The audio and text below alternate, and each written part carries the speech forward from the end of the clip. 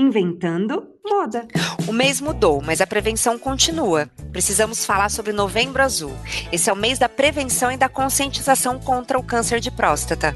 Muita gente já sabe, a melhor maneira de curar a doença é fazer os exames preventivos regularmente, afinal, o diagnóstico precoce é, sem dúvida, sempre o melhor remédio. Saber lidar com essa situação não é fácil, mas olhar com sabedoria pode ser a saída para lidar da melhor forma. Bom, eu sou a Lorelai Lopes, head de negócios do Up Consórcios, o novo consórcio, uma fintech da Embracon. Para falar desse tema tão importante, eu tô com o doutor Ricardo Brandina, urologista, e se apresenta, né? Ninguém melhor do que o senhor ou você para falar de você mesmo. A gente sempre quer chamar doutor de senhor, né? É verdade, isso não precisa, não. Mas já não soa bem, quando eu falo senhor, já não soa bem. Então, ninguém melhor que você para falar de você mesmo, Ricardo.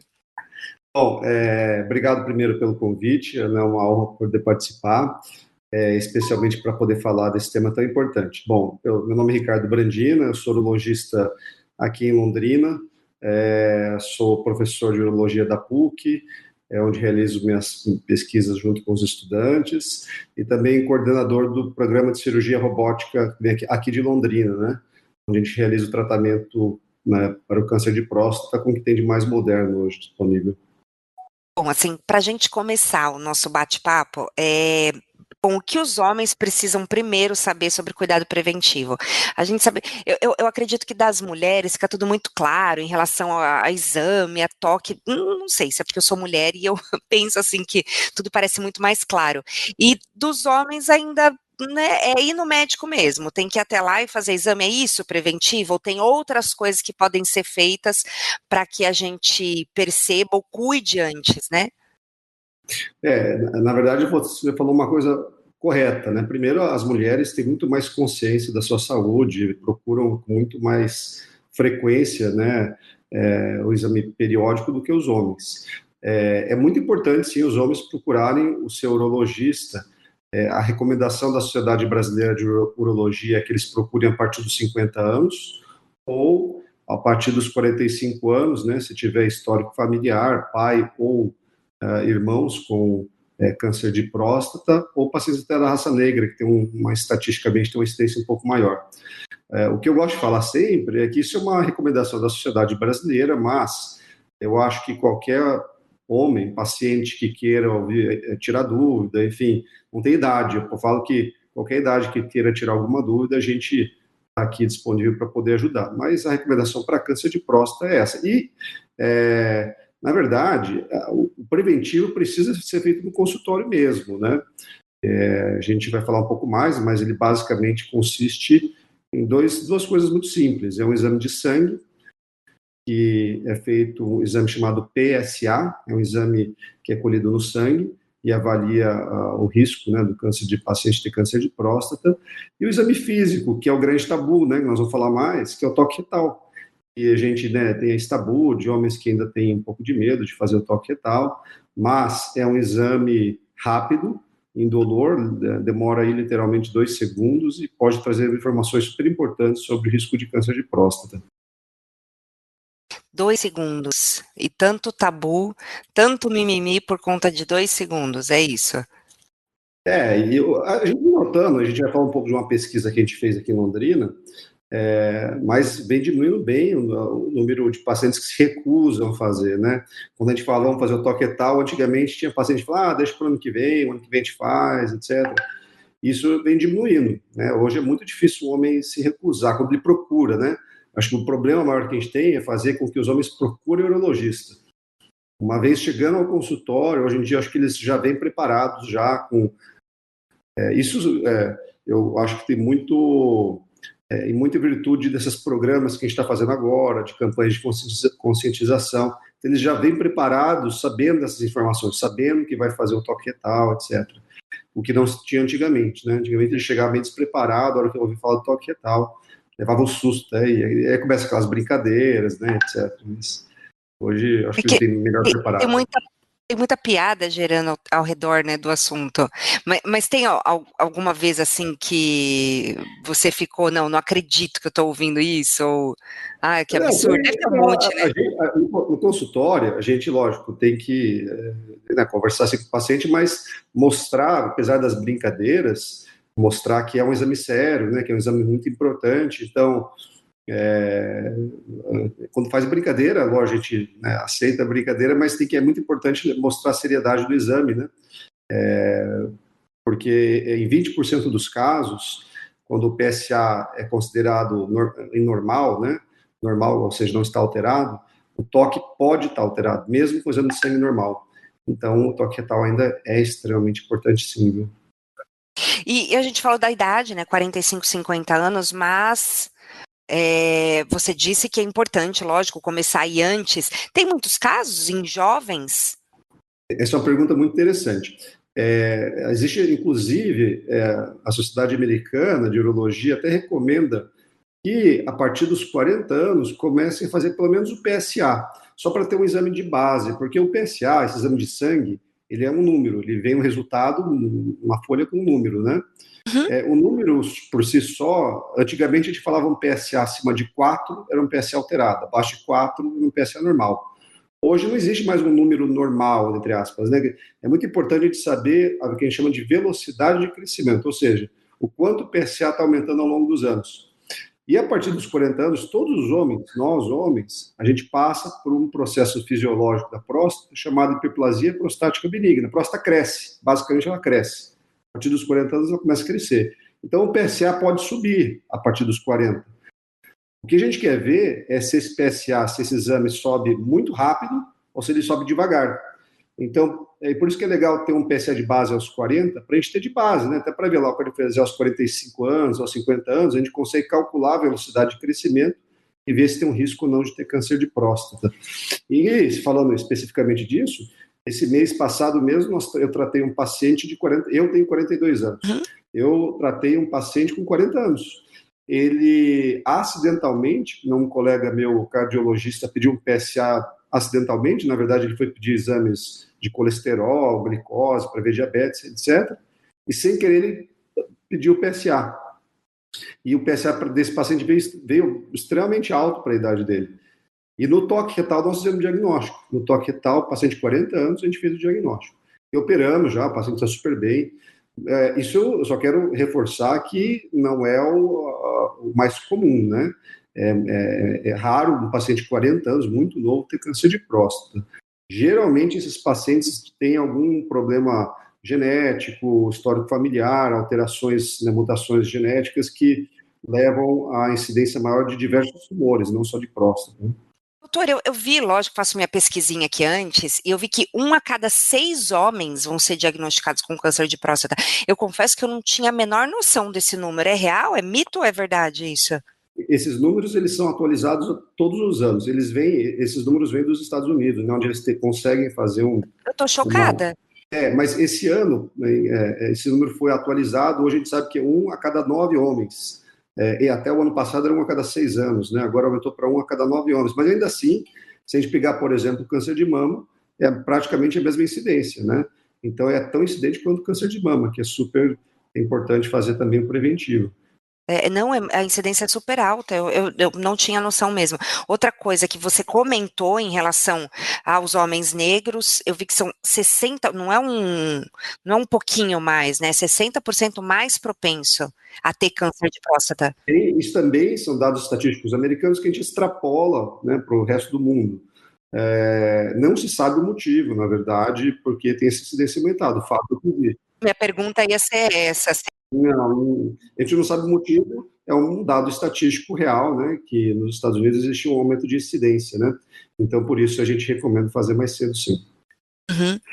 Tá, bom, tem algum exame que, lógico, você falou do PSA, certo, mas tem algum outro exame, acredito que a resposta é não, mas existe algum outro exame que substitua o tão temido exame de diagnóstico, o toque? O toque retal?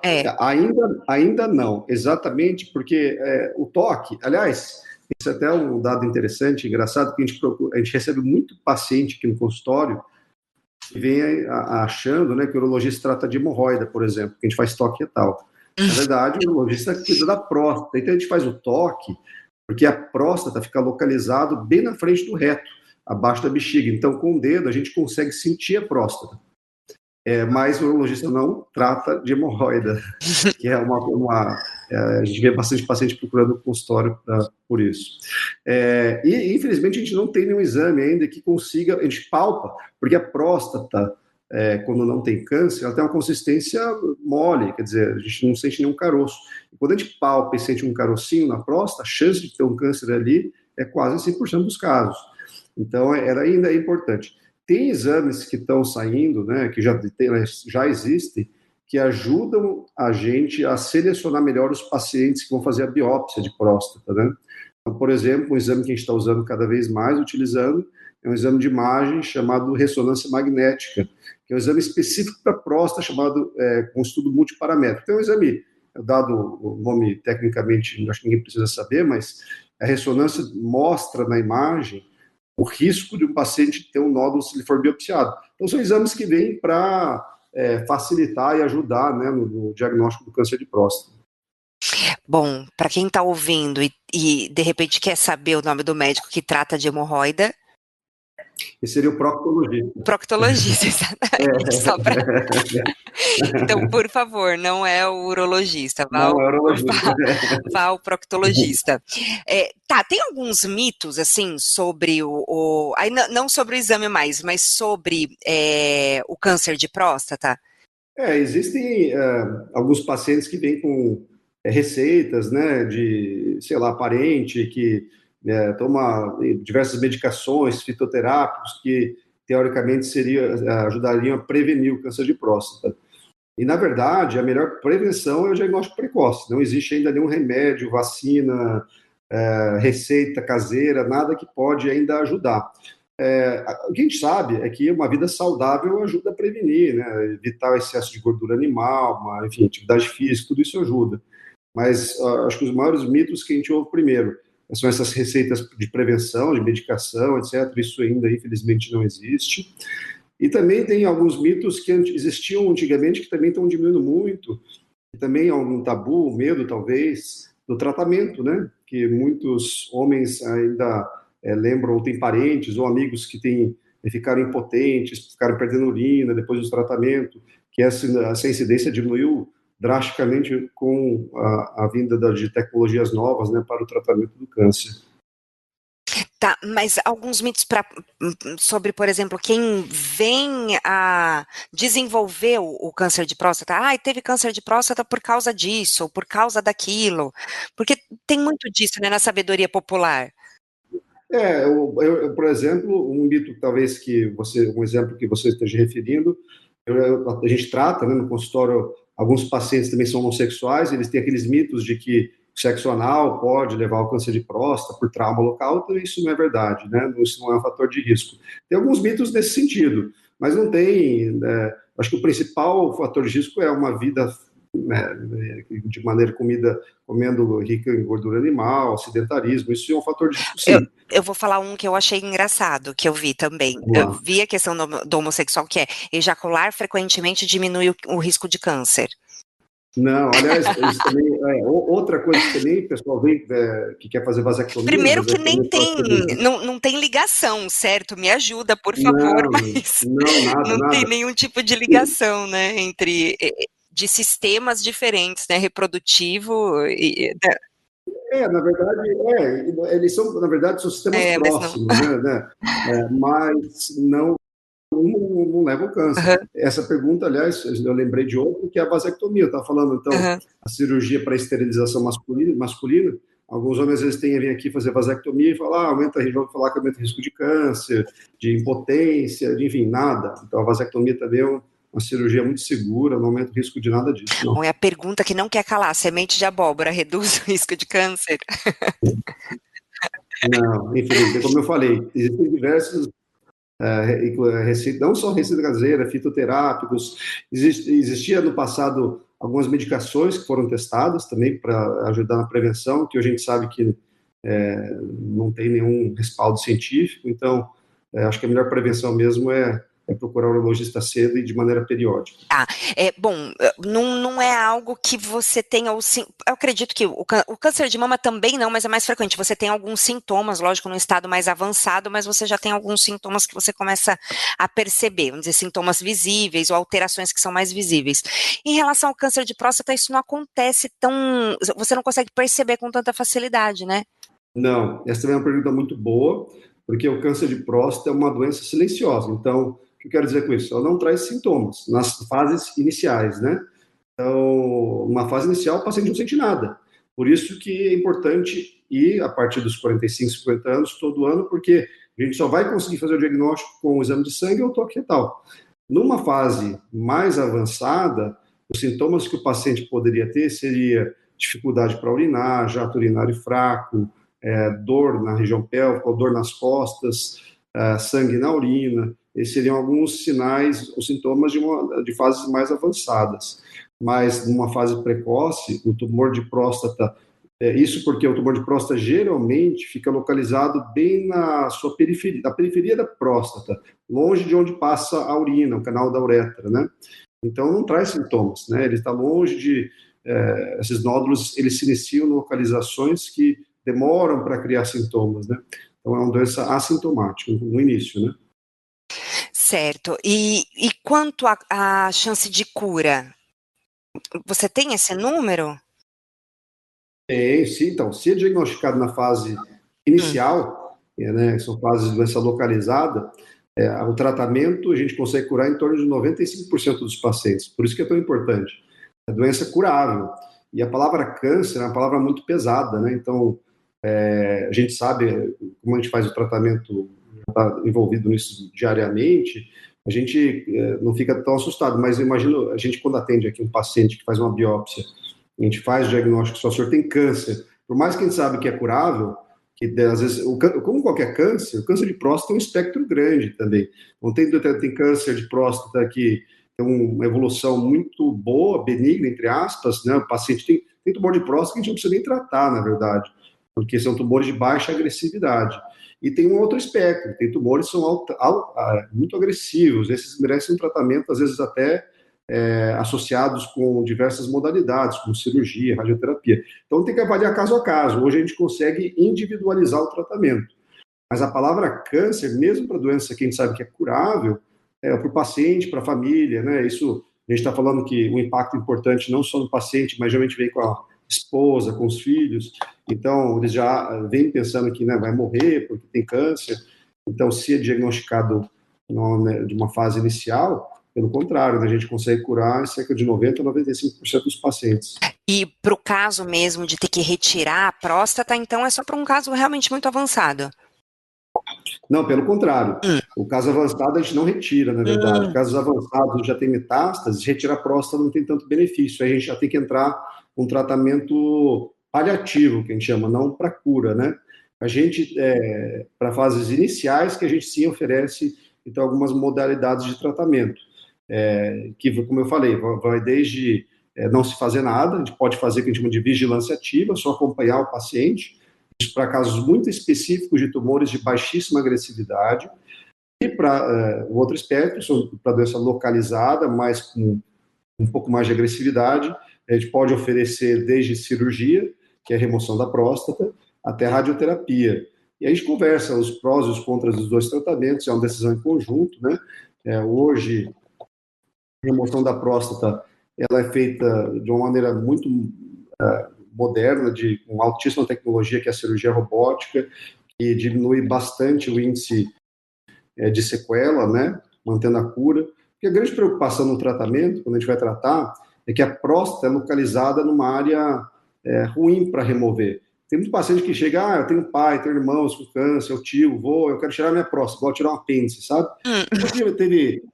Qual é a história da Angelina Jolie lá, que teve as mutações nos genes responsáveis pelo câncer de mama e fez a mastectomia preventiva, né? Mesmo. Então, vem paciente que pergunta, a gente não pode tirar a próstata de maneira preventiva? O problema disso é que a próstata fica numa localização que pode, em algumas situações, deixar sequelas, como incontinência urinária. E a infertilidade, né? Eu tô falando besteira aqui. Infertilidade, óbvio, né?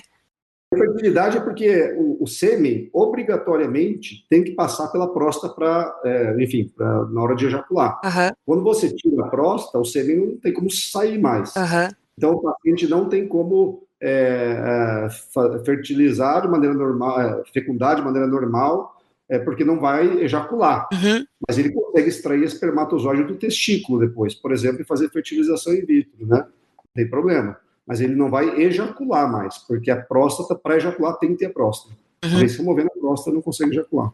Bom, mas considerando a idade média, não, né, a não ser que alguém faça Geralmente muita eu tenho prole questão de ter formada. filhos depois dos 50 anos, 60 anos, mas já não é uma coisa, Não, a grande maioria já tem prole formada, então não, não é realmente uma não é uma coisa preocupação, né? comum. Como acontece com a mulher na retirada do útero, que muitas vezes acontece muito cedo. Sim, Doutora, assim, tem mais alguma coisa que o senhor acredita que é importante trazer, que é importante falar e que eu acabei não abordando aqui, sei lá, uma recomendação para que os homens possam realmente cada vez mais se diagnosticar mais cedo? eu queria só enfatizar a importância dessas campanhas de conscientização, que eu acho que vem trazendo grande mudança no diagnóstico precoce e na cura dos pacientes. Nós fizemos aqui em Londrina até uma pesquisa inédita, eu queria até mencionar, porque mostra a importância dessas campanhas.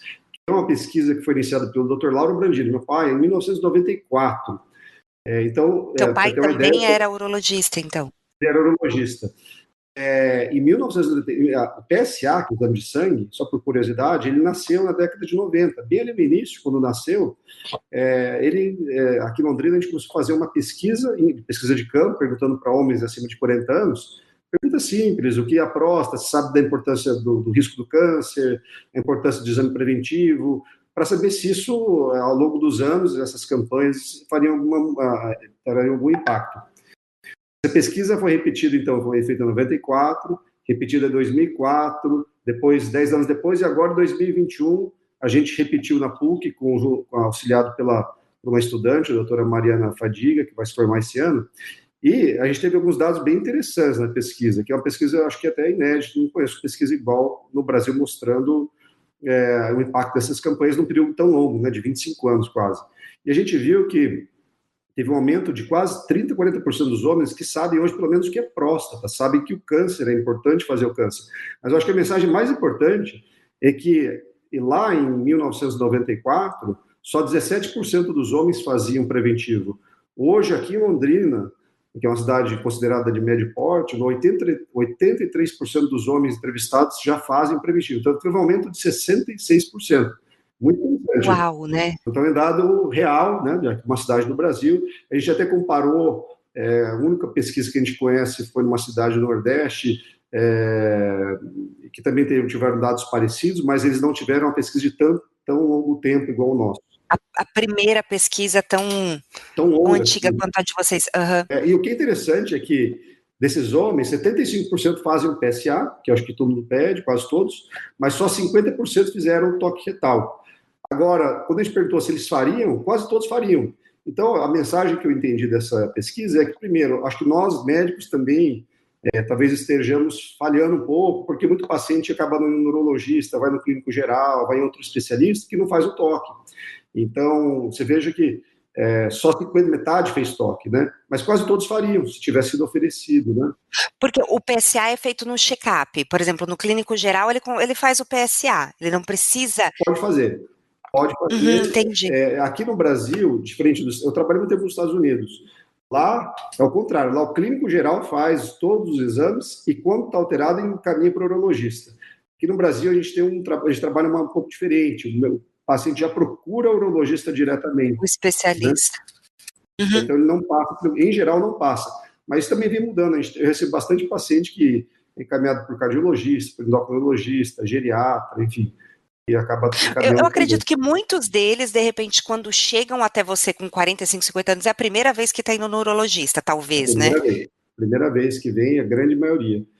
E a outra informação que nós falamos, mas é muito importante reforçar, é que a grande prevenção é o diagnóstico precoce. Então, se diagnosticado numa fase inicial, o grande medo que se existia antigamente da cirurgia, né, que é uma das opções, que aqui no Brasil é a opção mais realizada, é a cirurgia, a remoção da próstata, Antigamente se fazia aberto, com um corte grande, causava dor, sangramento, risco de transfusão sanguínea, o paciente ficava sondado um tempão, então, assim, era uma cirurgia bastante agressiva.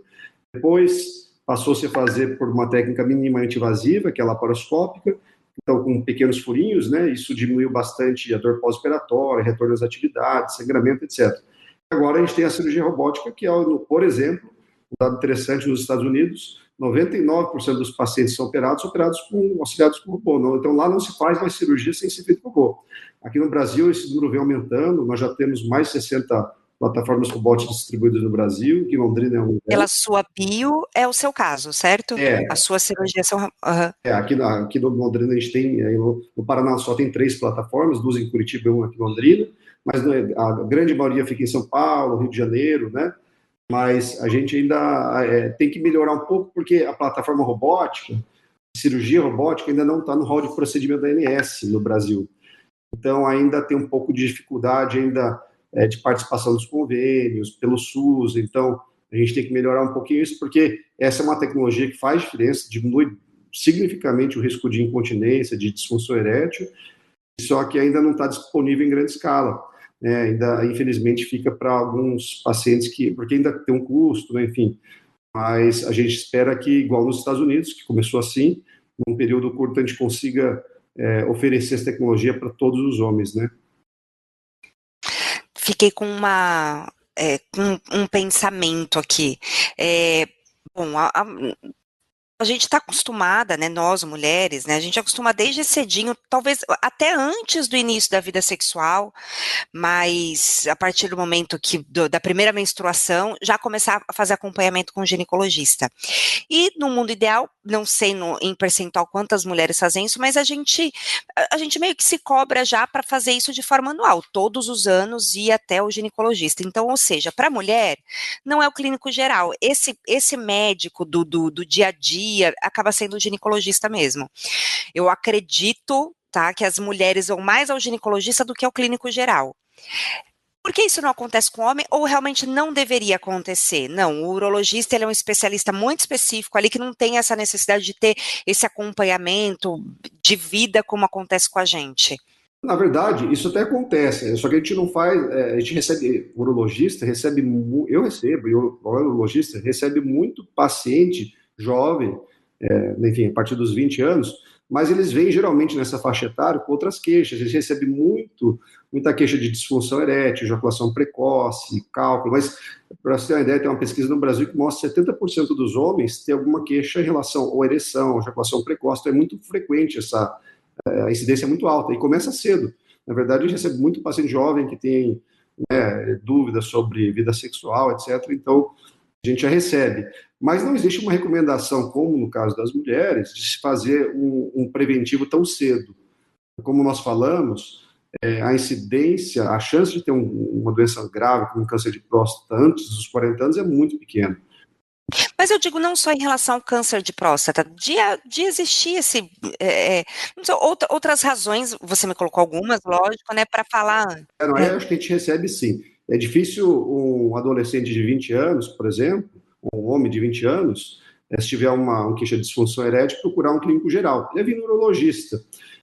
Da mesma forma, se tiver queixa de ejaculação precoce, algum problema genital, tem alguma dúvida, caso as doenças sexualmente transmissíveis, né, que a gente vê bastante, eles não vão no infectologista, eles vêm no urologista na grande maioria. Então, acho que ainda o urologista recebe sim. E só reforçando que o urologista, ele não é só médico de homem, né? Quer dizer, o urologista trata de homens e mulheres, porque a gente trata de rim, de bexiga, que tem nos ambos sexos, né? Só que o urologista trata da parte genital e reprodutora masculina também.